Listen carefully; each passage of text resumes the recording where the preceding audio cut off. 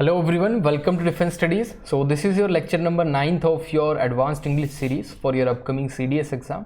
And in this particular session, we will be covering around some questions of common error, some questions of sentence improvement and fill in the blanks. And there would also be a one particular unseen passage. So let's begin without wasting much of your time. The first question would be spotting errors. The question is, in spite of working very hard and careful, he could not win even the third prize. अगर आप में से कोई सोच रहा है कि इन spite of को रिप्लेस करके मैं डिस्पाइट लिख दूं तो आपका ठीक हो जाएगा, ऐसा होने वाला नहीं है, because both of this preposition phrase जो आपकी प्रपोजिशन है दे कन्वे द सेम मीनिंग, इनका मीनिंग सेम रहता है, ग्रामेटिकली सेम मीनिंग है, तो कोई फायदा है नहीं चेंज करने का.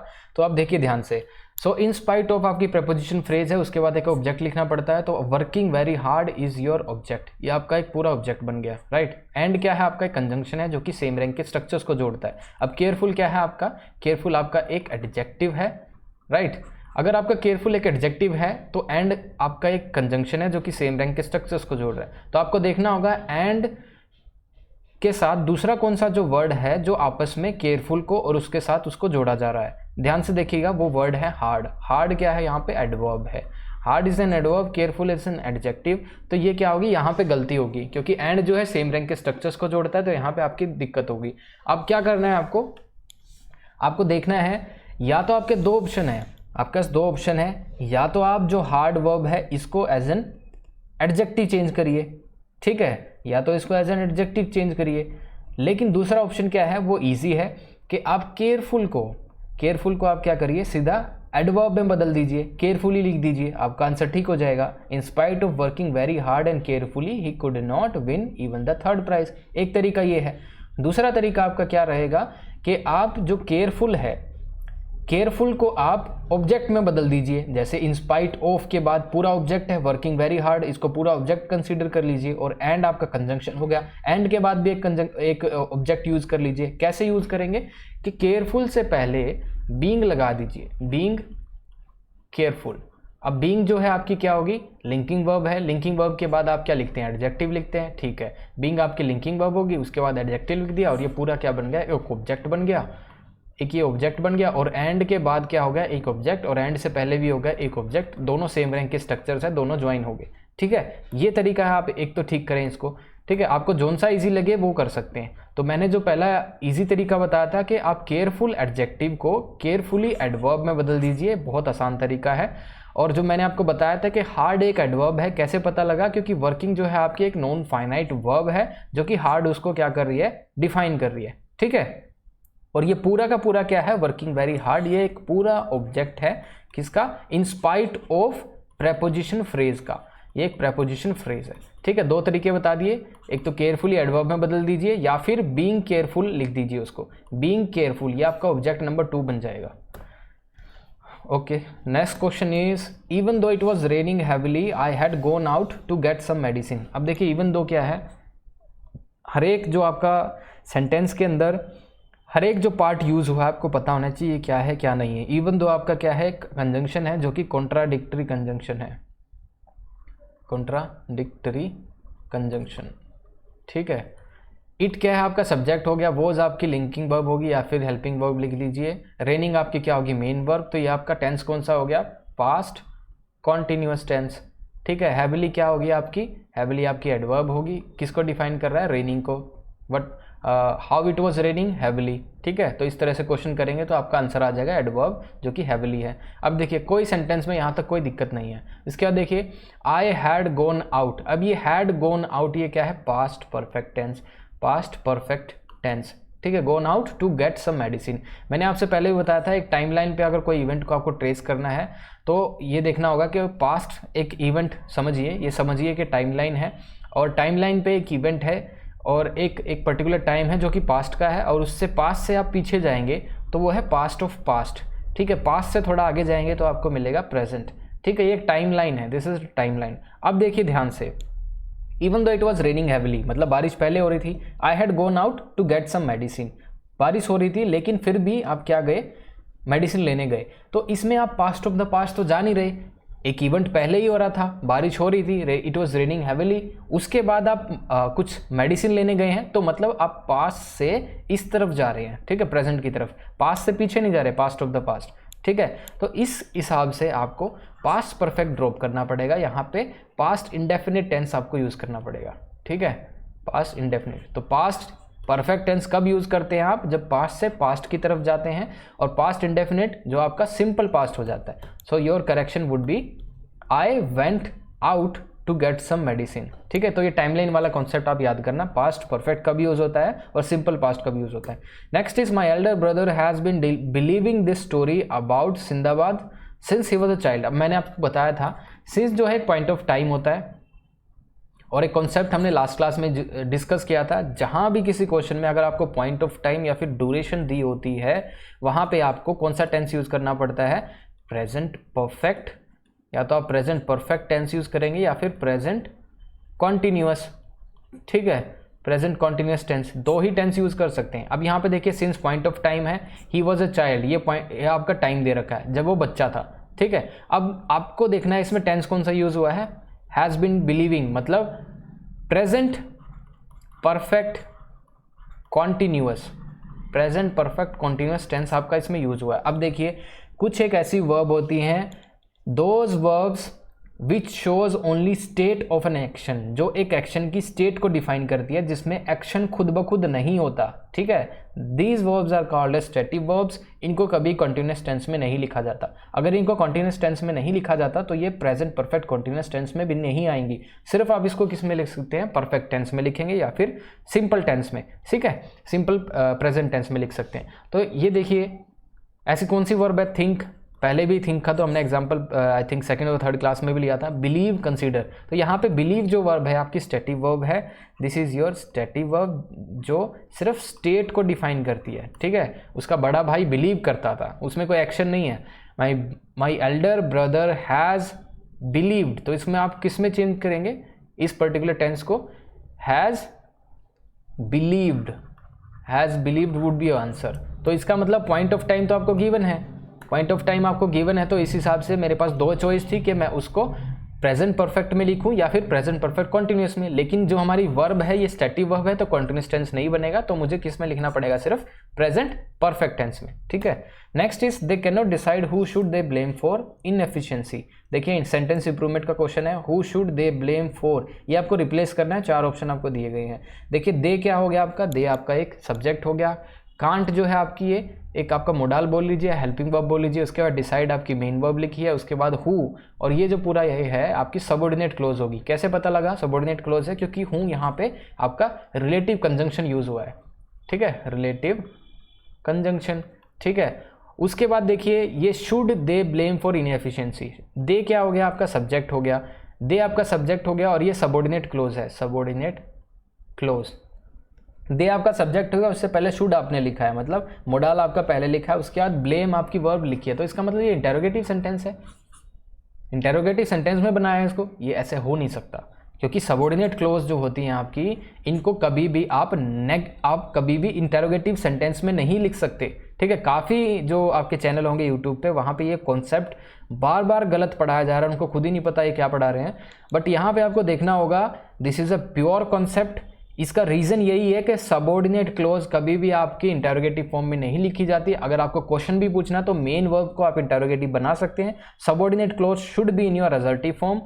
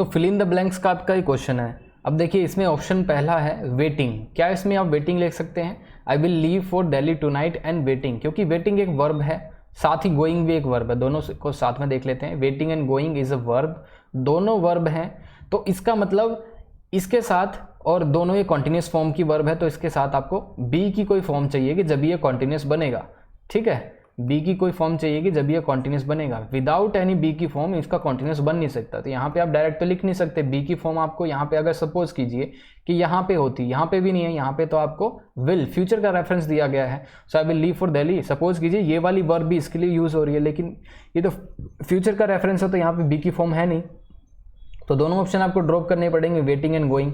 तो दो ऑप्शन तो यहाँ से खत्म हो गया आपके। दूसरा देखिए प्लान और लाइकली, लाइकली आपका एडजेक्टिव होता है, और यहाँ पे आपको देखिए एडजेक्टिव की जरूरत नहीं है, यहाँ पे आपको क्या चाहिए, एक वर्ब चाहिए, ठीक है। सो यहाँ पे आप देखिए, so you would be using plan. Plan का मतलब देखिए, प्लान दो तरीके से यूज होता है, नाउन और वर्ब। यहाँ पे आपको एज ए वर्ब यूज करना है, वैसे प्लान एक नाउन भी होता है और एज ए वर्ब भी यूज किया जाता है। तो यहाँ पे आपको प्लान वर्ब की जरूरत है, तो प्लान वर्ब है, तो इसका सब्जेक्ट कौन है, आई इसका सब्जेक्ट हो गया, विल इसका जो मोडाल है ये इसके साथ भी लगेगा। So I will plan to return next week, समझ गए। So answer would be B. Next is on a sudden demise my emotions were so complicated that is वो it was inexplicable dash I felt. अब देखिए on a sudden demise, ये आपको एक context दे दिया, ये एक टाइम दे दिया, टाइम रेफरेंस है आपको। माई इमोशंस ये आपका सब्जेक्ट हो गया, वर आपका क्या हो गया, लिंकिंग वर्ब हो गया। सो complicated that it was inexplicable that dash I felt.